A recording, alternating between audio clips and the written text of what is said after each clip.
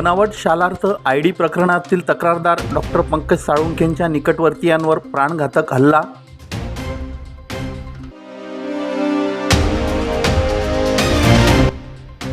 धुळे शहरात अवैध धंद्यांविरोधात आंदोलन। युवा सेनेचे ॲडव्होकेट पंकज गोरे यांच्या आमरण उपोषणाला सुरुवात।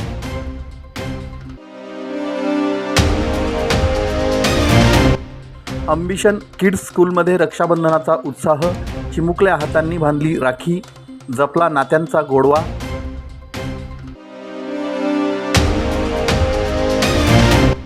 आणि साक्री शहरात ईद ए मिलाद उत्साहात साजरी। मिरवणुकीसह ठिकठिकाणी फळे, मिठाई व पाण्याचं वाटप। संपूर्ण महाराष्ट्रात गाजत असलेल्या बनावट शालार्थ ID प्रकरणाविरोधातील लढा आता थेट तक्रारदारांच्या घराच्या उंबरठ्यापर्यंत पोहोचला आहे का, असा अत्यंत गंभीर प्रश्न बुधवारी घडलेल्या घटनेनंतर उपस्थित झाला आहे। या प्रकरणातील मुख्य तक्रारदार तसेच या संपूर्ण प्रकरणाचा सातत्याने पाठपुरावा करणारे डॉक्टर पंकज साळुंखे यांचे निकटवर्तीय व विश्वासू सहकारी महेंद्र देसले, राहणार माळीच, तालुका शिंदखेडा, जिल्हा धुळे यांच्या राहत्या घरात बुधवारी सकाळी जमावाने घुसून त्यांच्यावर जीवघेणा हल्ला केल्याची गंभीर घटना समोर आली आहे। या हल्ल्यात महेंद्र देसले यांच्यासोबतच त्यांची पत्नी, दोन्ही मुले आणि दोन्ही पुतण्यांनाही मारहाण करण्यात आल्याचं सांगण्यात येत असून घरातील वस्तूंचीही तोडफोड झाल्याचा आरोप आहे। एखाद्या व्यक्तीशी वाद असेल तर त्याच्या पत्नी मुलांच्या सुरक्षिततेवर घाला घालण्याचा अधिकार कोणाला दिला? तक्रारदाराच्या थेट घरात जमाव पोहोचत असेल तर धुळे जिल्ह्यात कायद्याची भीती उरली आहे की नाही, हा प्रश्न आता प्रशासनाला टाळता येणार नाही।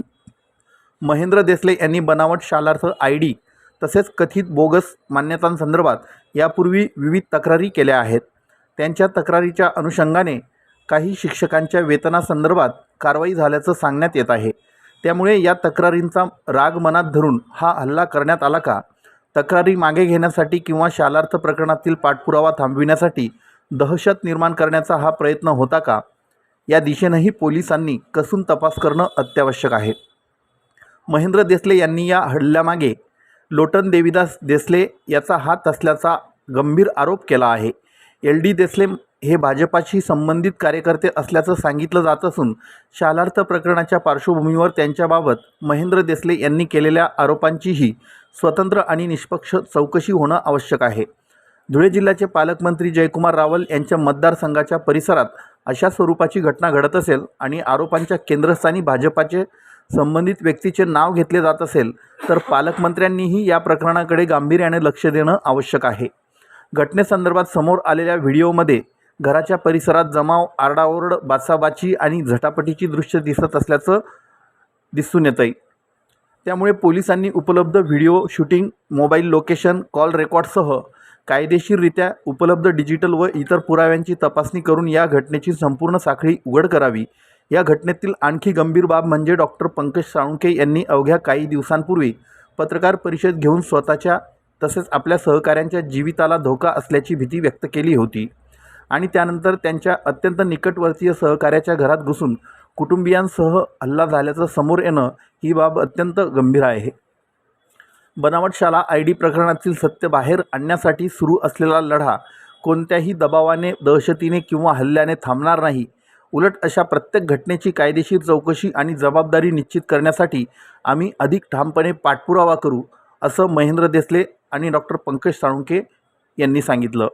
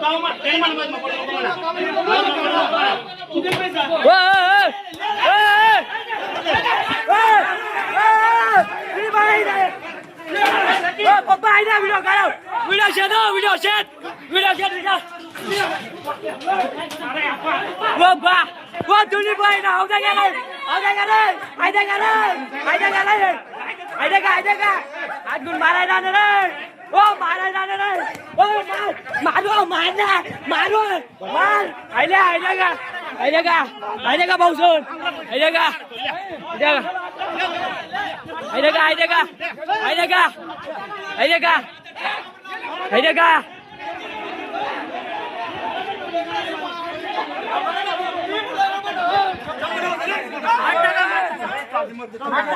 माटा का रे माटा का बिंदास माटा का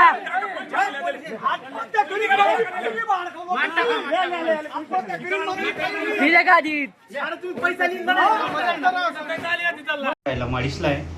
मी शासनाच्या नियमानुसार आणि शासन GRनुसार माझ्या शिंदखेडा तालुक्यात आणि नंदुरबार जिल्ह्यातल्या काही शाळांचं शालार्थ ID प्रकरण हे तक्रार म्हणून मी दाखल केलेलं आहे आणि त्या तक्रारीच्या अनुषंगाने चौकशी चालू आहे. शिक्षण अधिकारी माननीय कलेक्टर साहेब, माननीय मुख्य कार्यकारी अधिकारी साहेब, पालकमंत्री साहेब यांना मी वेळोवेळी माझ्या आतापर्यंतच्या तक्रारी सर्व काही दिलेल्या आहेत. त्या तक्रारीच्या अनुषंगाने शासनाने सदर शाळा लोटन देवदास देसले आणि त्याची पत्नी आणि कर्मचारी हे जे शाळेवर कर्मचारी काम करतात, शिंदखेडा तालुक्यातील डाबली दांदाने माध्यमिक विद्यालय, बैडीपाडा माध्यमिक विद्यालय, बैडीपाडा येथे प्राथमिक विद्यालय आणि दबाशीतील माध्यमिक विद्यालयाचे कर्मचारी सर्व येऊन कालच्या दिवशी माझ्यावर त्यांनी जीवघेणा हल्ला केला. हा सर्व कट त्यांनी नियोजित केलेला होता. LD देसले यांच्या सांगण्यावरून केलेला होता आणि हे सर्व करत असताना माझ्या परिवारातील सर्व लोकांना त्यांनी ओढून ताणून मारलेलं आहे. माझ्या घरात जेवढे पण पुरावे होते ते सर्व नष्ट करण्याचा प्रकार झालेला आहे. या सर्व गोष्टींची मी मागच्या 8 दिवसापूर्वी दादासाहेब साळुंखे यांच्याकडे आणि संतोषदा भुई यांच्याकडे मी सर्व प्रकरण सांगितलं होतं. दादासाहेबांनी हे पत्रकार परिषदेत सुद्धा नमूद केलेलं होतं की तक्रारदार यांच्या जीवाला देखील धोका आहे. या सर्व गोष्टींची कालच त्यांनी गांभीर्याने दखल घेऊन पोलीस स्टेशन लागली जेवून माझी मदत केली. तरी देखील नरडाणा पोलीस स्टेशन उपनिरीक्षक यांनी माझा गुन्हा अद्यापसुद्धा दाखल करून घेतलेला नाही. सदर प्रकरणात माननीय कलेक्टर साहेब, माननीय मुख्य कार्यकारी अधिकारी साहेब, माननीय शिक्षणाधिकारी धुळे, माननीय शिक्षणाधिकारी नंदुरबार आणि पोलीस अधीक्षक नंदुरबार, पोलीस अधीक्षक साहेब धुळे आणि उपनिरीक्षक आणि सर्वात महत्त्वाचे पालकमंत्री साहेब हेच माझ्या जीवाला जर काही बरं वाईट झालं तर या सर्व गोष्टींसाठी दोषी असतील आणि मला न्याय मिळावा या सर्व गोष्टींसाठी मी दादासाहेब साळुंखेकडे आलो होतो. दादासाहेबांनी मला आश्वासित केलेलं आहे की मी सर्व या पाठपुरावा करेल आणि दोषींवर आपण लवकरच गुन्हा दाखल करू आणि मला न्याय पाहिजे. माझ्या परिवारावर जर उद्या उठून माझ्यावर आणि माझ्या परिवारावर काही पण झालं तर संबंधित सर्व लोक, संस्थाचालक आणि प्रशासन हे जबाबदार असतील. मंत्री साहेबांना अगोदर या सर्व गोष्टींची पूर्वकल्पना दिली होती. पालकमंत्री साहेबांनी मला आश्वासित केलं होतं की जर असा कुठला विषय आपल्या तालुक्यात घडत असेल तर तो आपण लवकरच बाहेर काढावा आणि मी त्या म्हणजे सर्व पुरावे मी दाखल गोळा केले आणि या पुराव्याच्या आधाराने मी सर्व काही गोष्टी बाहेर काढलेल्या आहेत आणि ते मी शासनाच्या सर्व काही निदर्शनात आणणार होतो. तेवढ्यात हा माझ्यावर हल्ला झालेला आहे. म्हणून मी राज्याचे मुख्यमंत्री, राज्याचे गृहमंत्री, दोघं उपमुख्यमंत्री साहेबांना विनंती करतो की आपण या गोष्टीची गांभीर्याने दखल घेऊन पालकमंत्री आणि या सर्व शालार्थ IDच्या संदर्भात जेवढे काही लोक आहेत किंवा प्रशासनामध्ये जेवढे काही अधिकारी आहेत यांना आपण त्वरित सूचना करून जे काही असेल त्या सर्व प्रकरणाची गांभीर्याने दखल घेऊन चौकशी करण्यात येईल. मी महाराष्ट्र न्यूज चॅनलच्या बातमीपत्रास लाईक, शेअर, सबस्क्राईब करा. सोबतच बेल आयकॉन प्रेस करायला विसरू नका. पाहत राहा मी महाराष्ट्र चॅनल. धुळे शहरासह जिल्ह्यातील कथित अवैध धंदे, वाढती गुन्हेगारी आणि कष्टकरी, टपरी व लोडगाडी धारकांवरील कारवाईच्या मुद्द्यांवरून शिवसेना उद्धव बाळासाहेब ठाकरे पक्षाच्या वतीनं आंदोलनाला सुरुवात झाली आहे. युवा सेनेचे राज्य सहसचिव ॲडव्होकेट पंकज गोरे यांच्या नेतृत्वाखाली हे आमरण उपोषण सुरू करण्यात आलं आहे. प्रशासनाने मागण्यांची दखल न घेतल्यास आंदोलनाची धार अधिक तीव्र करण्याचा इशारा देण्यात आला आहे. सट्टा, मटका, जुगार, अवैध दारू विक्री, गांजा, गुटखा यासह कथित अवैध धंदे तात्काळ बंद करून संबंधितांवर कठोर कारवाई करावी अशी मागणी आंदोलनकर्त्यांनी केली आहे. या अवैध धंद्यांमुळे तरुण पिढी व्यसनाच्या आहारी जात असून गुन्हेगारीला चालना मिळत असल्याचा आरोप ॲडव्होकेट गोरे यांनी केला आहे. दरम्यान कष्टकरी, टपरी आणि रोड गाडी धारकांवरील कारवाईलाही आंदोलनकर्त्यांनी विरोध केला आहे. वाहतुकीला अडथळा होत असल्यास नियमानुसार कारवाई करावी, मात्र सरसकट कारवाई करून कुटुंबांचा उदरनिर्वाह करणाऱ्या कष्टकऱ्यांचा रोजगार हिरावून घेऊ नये अशी मागणी करण्यात आली आहे. जप्त केलेलं साहित्य कोणताही दंड न आकारता तातडीनं परत करण्याचीही मागणी करण्यात आली. अवैध धंद्यांविरोधात वरिष्ठ पोलीस अधिकाऱ्यांच्या नेतृत्वाखाली विशेष पथक स्थापन करून व्यापक कारवाई करावी अशीही मागणी करण्यात आली. तसेच सराईत गुन्हेगार आणि सोशल मीडियावर गुन्हेगारीचं उदात्तीकरण करणाऱ्यांवर कठोर कारवाई करण्याची मागणी करण्यात आली.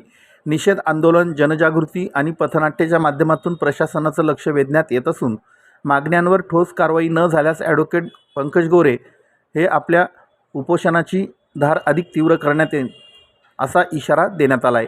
अवैध धंदे करणाऱ्यांना अभय आणि कष्ट करून कुटुंबांचा उदरनिर्वाह करणाऱ्यांना तरुणांवर कारवाई ही भूमिका मान्य होणार नाही. अवैध धंदे बंद करा, मात्र कष्टकऱ्यांचा रोजगार हिरावून घेऊ नका, अशी भूमिका ॲडव्होकेट गोरे यांनी मांडली. आता या आंदोलनाची प्रशासनाकडून काय दखल घेतली जाते आणि अवैध धंद्यांविरोधात कोणती कारवाई केली जाते याकडे धुळेकरांचं लक्ष लागून आहे. धुळे जिल्हा अवैध धंद्यावर कारवाई झालीच पाहिजे. अवैध धंद्यावर कारवाई झालीच पाहिजे. रोड गाडी धारकांना न्याय मिळालाच पाहिजे. रोड गाडी धारकांना न्याय. धुळे शहर जिल्ह्यामध्ये अतिक्रमण मोहीम चालू असून जे टपरीधारक, रोडगाडीधारक कोणत्याही रस्त्यात नडत नसताना सरसकट त्यांच्यावर अतिक्रमणाची कारवाई केली जाते आहे. त्यांना कोणतीही नोटीस किंवा काही न सांगता त्यांचे साहित्य जमा केले जाते आहे. परंतु त्याच लाईनमध्ये असणाऱ्या सट्टापेढ्या, पत्त्याचे क्लब, अवैध धंदे याच्यावर कुठलीही कारवाई प्रशासन करत नाही आहे. माझा आयुक्तांना प्रश्न आहे, त्यामागे काय कारण आहे की आपण जे कष्टाने, मेहनतीने 2 पैसे कमवून उदरनिर्वाह करतात, आपलं परिवार चालवण्याचा प्रयत्न करतात, त्यांच्यावर तुम्ही कारवाई करतायत. पण जे काळे धंदे करतायत, अवैध धंदे राजरोज सकाळ दुपार संध्याकाळ चालू आहेत, त्याच्यावर का म्हणून प्रशासन काही कारवाई करत नाही आहे. आणि असं नाही की पुढे अंधारात सुरू आहे. भर बाजारपेठेमध्ये, शहराच्या चौकात, गल्लीबोळात सर्वत्र सट्टापेढ्या, टेबल, मंदिरांच्या बाजूला, शाळांच्या आजूबाजूला सर्वत्र सुरू असताना त्यांच्यावर कोणतीही कारवाई नाही. पण जे कष्टाने कमवत आहेत त्यांच्यावर सर्रासपणे दडपशाही करून कारवाई केली जाते आहे. ही कुठेतरी दुटप्पी भूमिका आहे, ती आम्हाला न पटलेली आहे. त्या संदर्भात अनेक टपरीधारक आम्हाला येऊन भेटले. त्यासाठीच आम्ही आजपासून उपोषण सुरू केलेले आहे. आमचं 3 दिवस 4 दिवस साखळी आंदोलन चालेल. त्यात जर प्रशासनाने दखल घेतली नाही तर आम्ही तिथून पुढे आंदोलनाची तीव्रता वाढवणार आहोत. आमचे 2 मागण्या प्रमुख ज्या आहेत, एक तर अवैध धंद्यांवर ताबडतोब कारवाई करा आणि दुसरी मागणी महत्त्वाची, जे टपरीधारक किंवा रोडगाडीधारकांचे जे साहित्य जमा केले आहेत ते कोणतेही दंड न करता त्यांना वापस करावे. आणि धुळे शहरात मोठ्या प्रमाणात बेरोजगारी आहे, रोजगार नाही. जर त्यांना बेरोजगार करून आपल्याला धुळे हे शांतता ठेवायची नाही आहे का, हा देखील माझा प्रशासनाला प्रश्न आहे. मी महाराष्ट्र न्यूज चॅनलच्या बातमीपत्रास लाईक, शेअर, सबस्क्राईब करा. सोबतच बेल आयकॉन प्रेस करायला विसरू नका. पाहत राहा मी महाराष्ट्र चॅनल. शौर्यदीप सामाजिक शैक्षणिक संस्था संचलित अंबिशन किड्स स्कूलमध्ये रक्षाबंधनाचा पवित्र सण मोठ्या उत्साहात आणि आनंददायी वातावरणात साजरा करण्यात आला. यावेळी चिमुकल्या विद्यार्थिनींनी आपल्या सहाध्यायी भावांवर मनगटावर प्रेमाने राखी बांधून भाऊ बहिणीच्या पवित्र नात्याचं महत्त्व सांगितलं. रक्षाबंधनाच्या निमित्ताने मुलांनी आपल्या बहिणींप्रती प्रेम व्यक्त करीत त्यांना गिफ्ट देत आनंद द्विगुणित केला. राखी बांधतानाचा उत्साह, एकमेकांना गिफ्ट देतानाचा आनंद आणि चिमुकल्यांच्या चेहऱ्यावरील हास्य यामुळे शाळेचा परिसर आनंदाने फुलून गेला. लहान वयातच विद्यार्थ्यांमध्ये भारतीय सण, परंपरा, संस्कार, प्रेम, आपुलकी आणि बंधुभावाची भावना रुजावी या उद्देशाने दीपक वाघ यांच्या संकल्पनेतून शाळेत हा रक्षाबंधनाचा उपक्रम आयोजित करण्यात आला होता. या उपक्रमातून विद्यार्थ्यांना भाऊ बहिणींच्या नात्याचं महत्त्व तसेच परस्परांप्रती प्रेम आणि आदराची सुंदर शिकवण मिळाली. यावेळी शाळेचे संचालक दीपक वाघ, आरती वाघ, शिक्षिका सीमा पाटील, गीता पाटील, भाग्यश्री पाटील, कृष्णा पवार तसेच कर्मचारी भाग्यश्री वाघ उपस्थित होते. चिमुकल्या विद्यार्थ्यांच्या उत्स्फूर्त सहभागामुळे रक्षाबंधनाचा हा सोहळा संस्मरणीय ठरला. राखीच्या धाग्यातून प्रेम, संस्कार आणि बंधुभावाचा संदेश देत अंबिशन किड्स स्कूलने रक्षाबंधनाचा सण अनोख्या पद्धतीनं साजरा केला.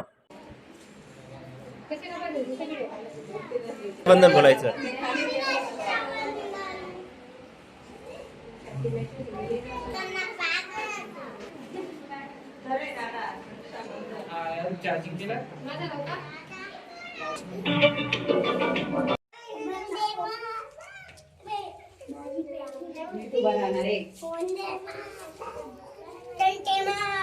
हॅपी रक्षाबंधन.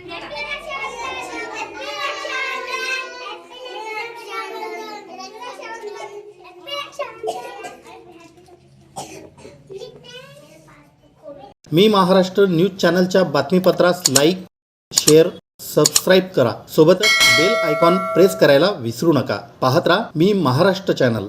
साक्री शहरात ईद ए मिलादुन्नबी अर्थात हजरत मोहम्मद पैगंबर जयंती मोठ्या उत्साहात आणि भक्तिमय वातावरणात साजरी करण्यात आली.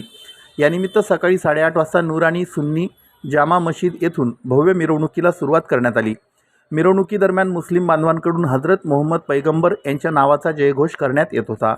मिरवणूक विजय मशनरी चौकात पोहोचली असता तरुण बांधवांनी इस्लाम धर्माचे झेंडे हातात घेत उत्साह व्यक्त केला. त्यानंतर मिरवणूक बसस्टँड चौक गोल्डी पॉईंट मार्गे पुढे सरकली. मिरवणुकीच्या मार्गावर विविध ठिकाणी नागरिकांकडून केळी, इतर फळे, लाडू, मिठाई तसेच पाण्याच्या बाटल्यांचं वाटप करण्यात आलं. पोलीस स्टेशनजवळ बाबा मलंग शाह सरकार ट्रस्टच्या वतीनं खीर आणि गोड हलव्याचं वाटप करण्यात आलं. यावेळी पोलीस बांधवांसह DYSP सुधीर पाटील आणि पोलीस निरीक्षक दीपक ओळवी यांनीही हलवा स्वीकारून तोंड गोड केलं. मिरवणूक शांततेत जुने पोलीस स्टेशन मार्गे बाजारपेठेतून पुढे जात नूरानी मशीद येथे पोहोचली. तेथे मिरवणुकीचा शांततेत समारोप करण्यात आला.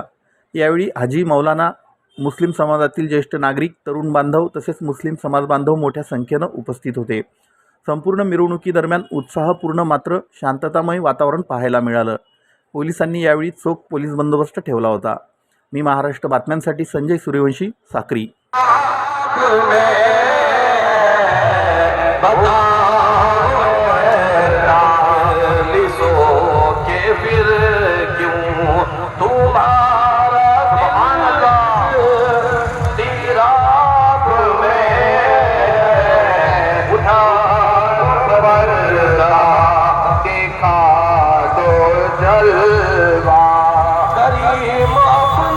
मी महाराष्ट्र न्यूज चॅनलच्या बातमीपत्रास लाईक, शेअर, सबस्क्राईब करा. सोबतच बेल आयकॉन प्रेस करायला विसरू नका. पाहत राहा मी महाराष्ट्र चॅनल.